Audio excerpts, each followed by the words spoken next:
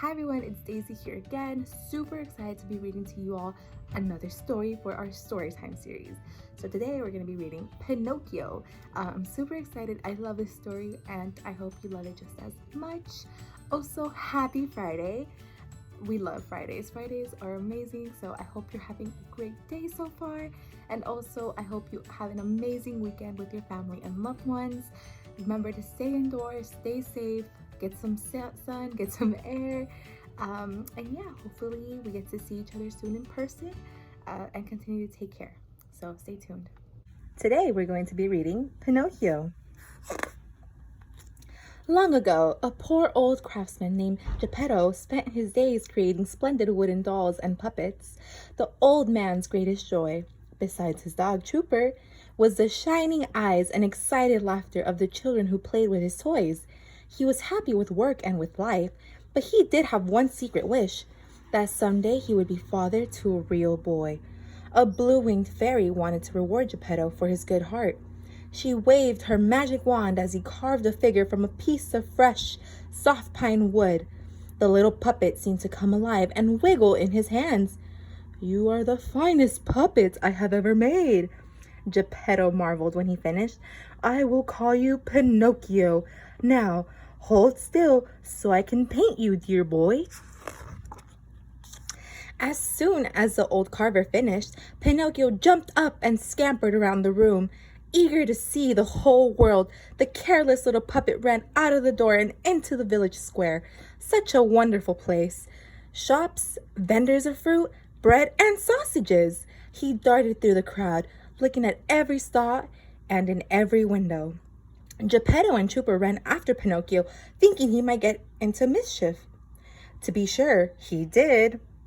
Looking up and not ahead, Pinocchio did not see a cart piled high with wheels of cheese. With a bump and a crash, the puppet and the cheese met. Pinocchio ran, and so did the town constable. The policeman grabbed Pinocchio by the collar, saying, "This one needs to be in school, not in trouble." Geppetto knew that Pinocchio should be in school. The old carver sold his only coat to buy Pinocchio a school book. He gave it to him, saying, "Pinocchio, to be like a real boy, you must go to school. Now, be on your way and take Trooper with you. He'll guide you." Pinocchio started off to school with Trooper following close behind. At the corner, Pinocchio heard the music of the local puppet theater and stopped to watch the show. Now, Trooper knew that Pinocchio shouldn't stay, so he began growling and tugging at the puppet's sleeve. "Trooper, leave me be! I want to watch!" But Trooper just growled louder.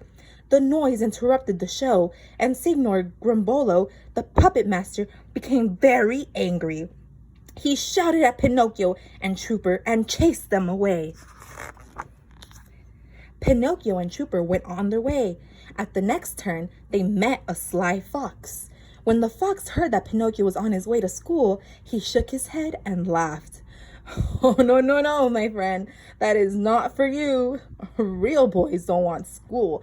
They want to sail across the sea to Runaway Island, where they have fun and play all day. I could sell you a ticket if you'd like." Trooper didn't care for the fox or his ideas, and he tried to let Pinocchio know, but some puppets just won't listen. Quicker than a wink, Pinocchio sold his school book for a ticket to Runaway Island. He was going to be a real boy and have fun. As the fox ran off, the blue-winged fairy appeared.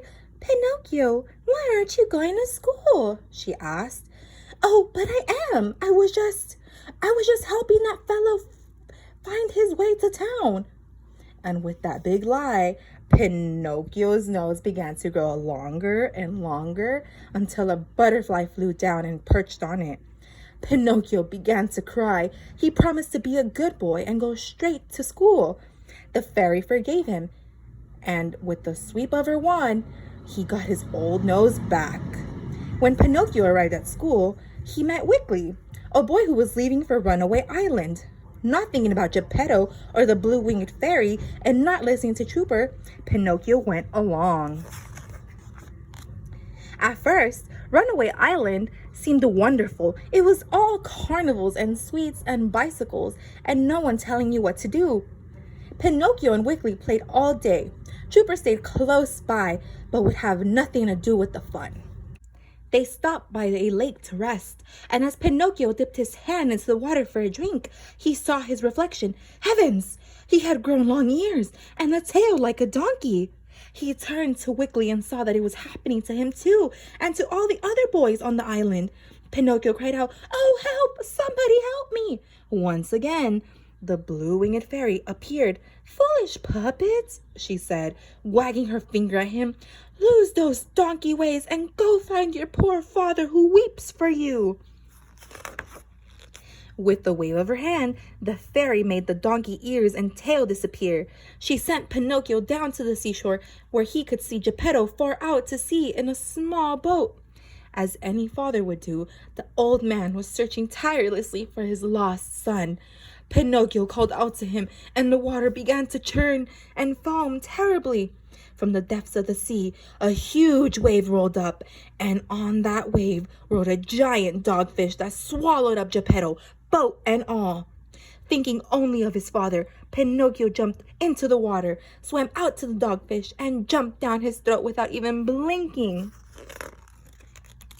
Deep in the belly of the fish, Pinocchio and Geppetto hugged each other and danced with joy. They were so happy to be together, but how to get out? Geppetto thought and thought, but he could not come up with a plan. As they sat and schemed, they heard an enormous rumbling noise that seemed to come from everywhere. "Snoring!" cried Pinocchio. "The fish is asleep! Come on, father! When he opens his mouth to snore, we'll slide down his tongue and slip out between his teeth." And that's exactly what happened. In a moment, father and son were free again. But they were still far from shore, and Geppetto was a poor swimmer. The little puppet grabbed hold of the old man and pulled him ashore. Geppetto awoke with the waves gently lapping at his feet. At his side stood the watchful trooper, softly barking. And next to Geppetto sat, of all things, a little boy, made not of soft pine, but of flesh, blood, and bone. And so it was that Pinocchio had finally learned the simplest and yet most important lesson, that being a real person means nothing more, but nothing less than loving and caring for others. The end.